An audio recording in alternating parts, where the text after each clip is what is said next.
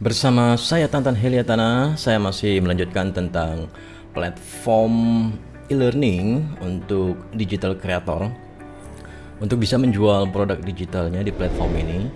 Produk-produk digital misalnya seperti membership, ebook, templates atau tools, kemudian online course, jasa dan lain sebagainya, itu jenis-jenis produk digital. Dan secara fitur dan keseluruhan tampilan ini masih mirip ya, masih mirip.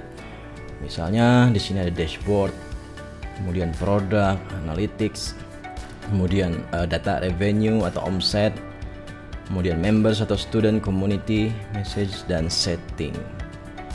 Dan juga masih tentu saja tema siang masih ada ya, tema malam juga ada.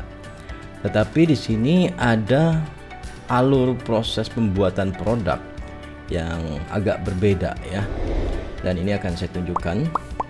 Ini di halaman produk, kemudian create product. Nah, di sini ada pemilihan jenis digital product: online course, digital book atau ebook, templates, tool, membership, konsultasi.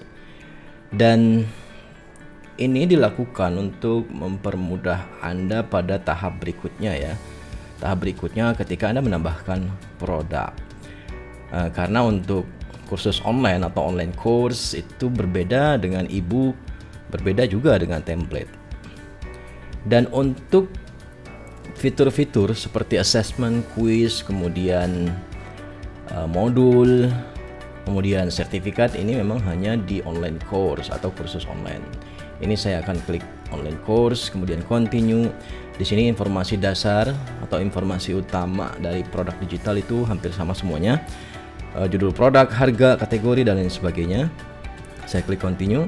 Di sini mengupload thumbnail, kemudian video preview atau video intro, dan juga resource ketika produk ini ada resource file ya, misalnya PDF, gambar atau lain sebagainya. Dan di sini terakhir, ini step terakhirnya, apakah akses untuk produk ini lifetime, 1 tahun, 6 bulan, 3 bulan, atau 1 bulan. Jadi kalau misalnya recurring ya, tiap bulan, ini mungkin ya bisa Anda pilih 1 bulan misalnya. Recurring 1 tahun ya 1 tahun, atau mungkin ya ini akses selamanya, artinya lifetime ya. Pilih saja lifetime.